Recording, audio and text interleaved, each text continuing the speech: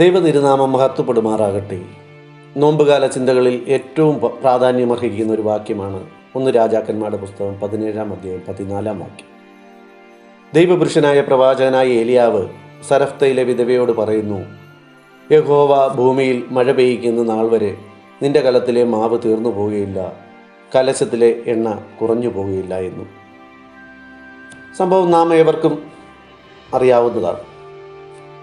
ആഹാബിനെ ഭയന്ന് കെരീത്ത് തോടിൻ്റെ കരയിൽ അഭയം പ്രാപിച്ചിരുന്ന ഏലിയാവിന് ദൈവം തമ്പുരാൻ കാക്കയിലൂടെ അപ്പവും ഇറച്ചിയും നൽകി പോറ്റി പുലർത്തുന്നു. പട്ടിണിയുടെയും ദാരിദ്ര്യത്തിൻ്റെയും നടുവിൽ സുരക്ഷിതമായി പ്രവാചകനെ പോറ്റി പുലർത്തുന്ന യഹോവയാം ദൈവം ഒരു പുതിയ വഴി അവന് തുറന്നു കൊടുക്കുകയാണ്. സരഫ്തയിലെ വിധവയുടെ ഭവനത്തിൽ താമസിക്കുവാനായി. ദൈവകൽപ്പനയനുസരിച്ച് ഏലിയാവ് കടന്നു വരുമ്പോൾ ആ ഭവനം പട്ടിണിയുടെയും പ്രയാസത്തിൻ്റെയും നടുവിൽ കൂടെ കടന്നുപോവുകയാണ്.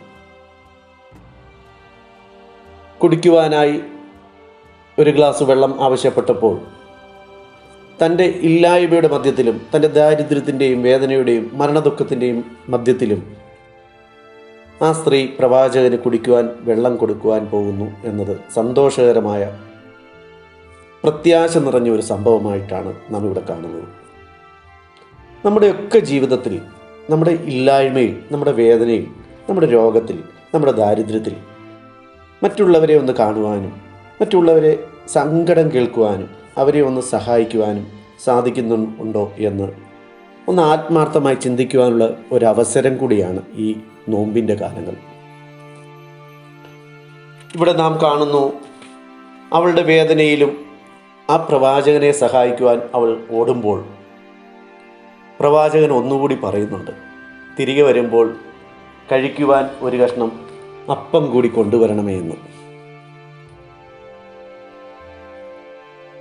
പ്രിയരെ, വല്ലാതെ വേദനിച്ച് നിരാശയുടെ കയത്തിൽ കഴിയുന്ന, പട്ടിണിയുടെ അടിത്തട്ടിൽ കഴിയുന്ന ആ സ്ത്രീ പറയുകയാണ്, എനിക്ക് മകനുമായി ഉണ്ടാക്കി കഴിക്കുവാൻ ഒരു പിടി മാവല്ലാതെ വീട്ടിൽ എൻ്റെ പക്കൽ മറ്റൊന്നുമില്ല എന്ന്. ആ നിസ്സഹായ അവസ്ഥ അവളുടെ വാക്കുകളിൽ നാം കേൾക്കുന്നുണ്ട്.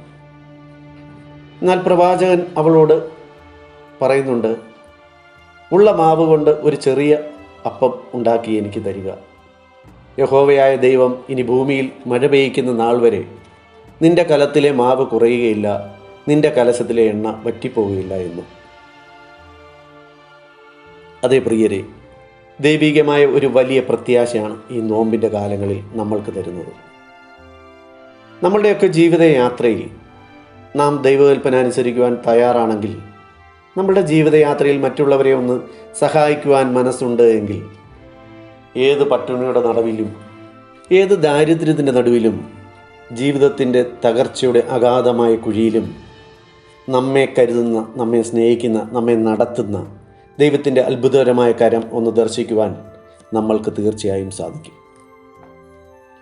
തൻ്റെ വേദനയുടെയും പ്രയാസത്തിൻ്റെയും പട്ടിണിയുടെയും നടുവിൽ പ്രവാചകനെ സഹായിക്കുവാൻ അവൾ തയ്യാറാകുമ്പോൾ നാം കാണുന്നത് അത്ഭുതത്തിൻ്റെ ഒരു അതിവർഷമാണ് അവളുടെ ജീവിതത്തിൽ അവൾക്കും കുടുംബത്തിനും ഏറിയ കാലം അഹോവൃത്തി കഴിക്കുവാൻ ദൈവം കൊടുത്തത്.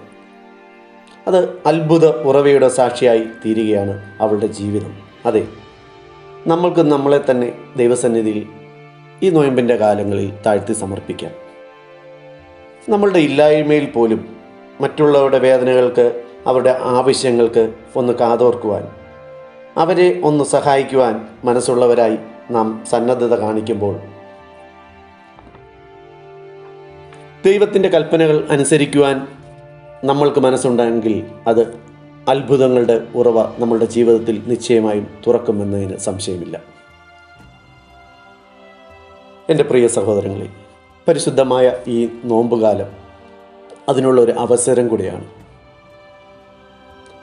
മറ്റുള്ളവരെ ഒന്ന് കരുതുവാനും അവരെ ഒന്ന് ശ്രവിക്കുവാനും അവരുടെ വിഷമങ്ങളിൽ ഒന്ന് പങ്കുചേരുവാനും അവരെ ഒന്ന് ആശ്വസിപ്പിക്കുവാനും